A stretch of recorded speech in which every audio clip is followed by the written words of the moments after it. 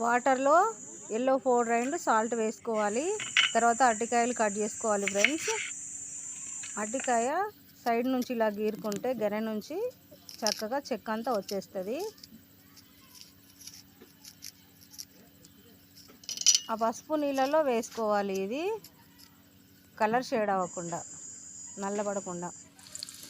ఇప్పుడు నిలువ కట్ చేసుకున్నాయి వేసుకుంటున్నా ఫ్రెండ్స్ చిప్స్.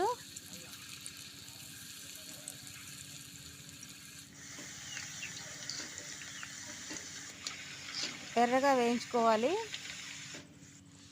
తర్వాత రౌండ్గా కట్ చేసుకునే వేసుకుందాం. ఇది కూడా ఎర్రగా వేయించుకోవాలి. తీసేసుకుందాం ఫ్రెండ్స్. ఇక